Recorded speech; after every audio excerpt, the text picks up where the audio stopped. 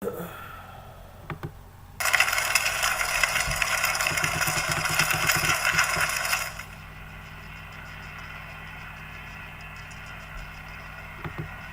German army in headlong retreat, hordes of Red soldiers swarmed into Greater Germany during the last winter of the war.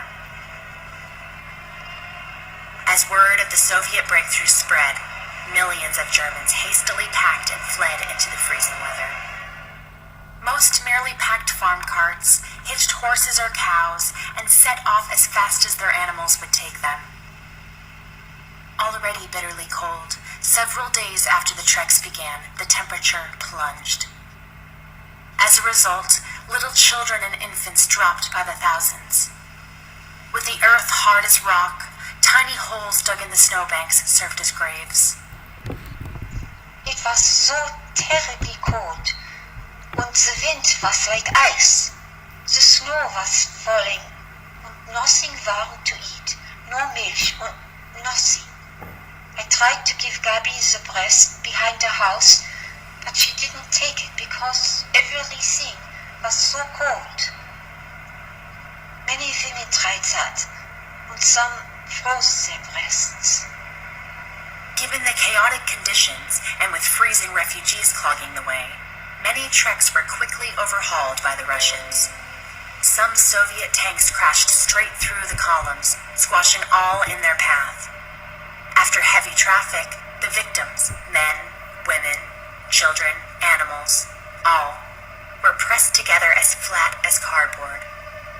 Those terrified survivors who had scattered to the icy countryside fell easy prey. As always, for the females, the living death soon began. For millions of Germans cut off on the Baltic coast, only one avenue of escape remained: the sea. As isolated Wehrmacht units desperately defended their shrinking Baltic beachheads, millions of refugees poured into the coastal enclaves. With their backs literally to the sea, only the slow and treacherous evacuation by boat was an option. Consequently, at Memel, Königsberg, Danzig, and other besieged cauldrons, the situation was appalling. Every alley, every street was packed with their vehicles. People who were waiting in every harbor shed, in every wind-sheltered corner.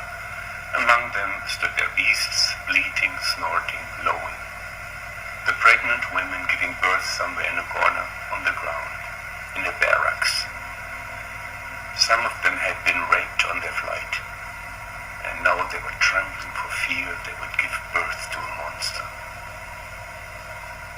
Strangely pale faces of girls going up and down the streets, asking for a doctor. The wounded and the sick, in constant fear they would be left behind, concealing weapons under their blankets to force someone to take them along, or to end their own lives if the Russians came.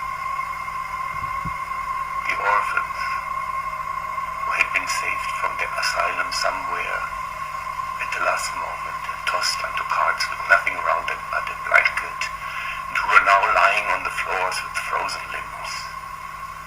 The old people who had lain down in some doorway at night and had not awakened, and the wild-eyed, insane ones, who rushed from house to house, from wagon to wagon, crying for their mothers or their children.